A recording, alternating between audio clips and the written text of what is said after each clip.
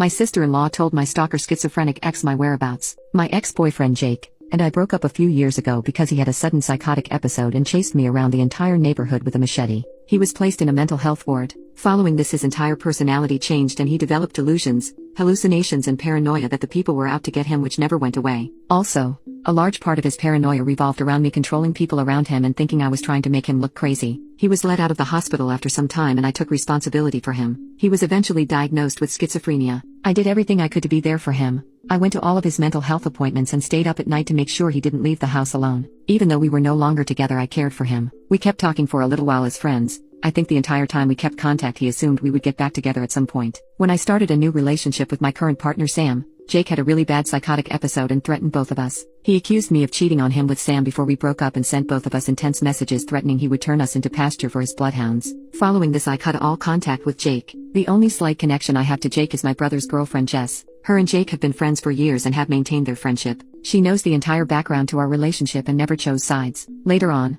I got pregnant with Sam's baby in January and was 3 months pregnant. I had just told my family and close friends about the pregnancy. I told everyone to keep it quiet as I didn't feel ready to publicly announce it. Less than 24 hours passed after telling my side of the family and I received a phone call from Jake. He had found out I was pregnant and left a voicemail, saying he would be filing for custody of the baby. Obviously he was in a psychotic episode, so I ignored his calls and let his family know that he had reached out to me. By this point it had been over a year since we had even spoken. He has no idea where I live or work, so I'm not worried about him showing up physically to confront me. I knew the only way he could have found out would have been through Jess. I called and confronted her about it and she admitted to it. She was extremely apologetic and said she didn't think it would matter. She thought he would be fine with the news and said he deserved to know. I was upset by this, but I hadn't explicitly told her not to tell Jake, so it could have just been a mistake. I forgave her but made it very clear that she shouldn't tell Jake any more information about me or the baby, and she agreed. I didn't hear anything from Jake for months. Last weekend was my baby shower. Sam and I had the baby shower together. It was more of a party than a traditional baby shower. We hired a function room at a bar and invited 80 people to come celebrate. We were all having a great time until I saw Jake standing at the bar,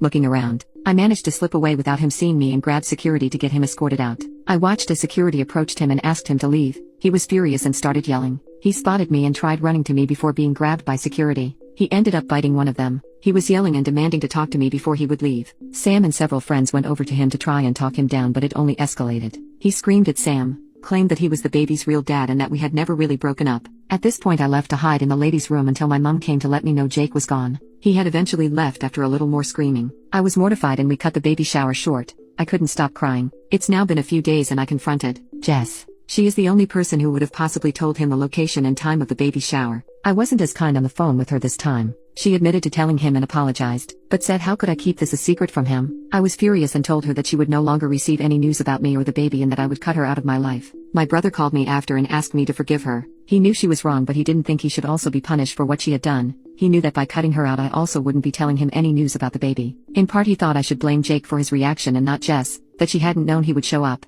The damage was already done and I should let it go.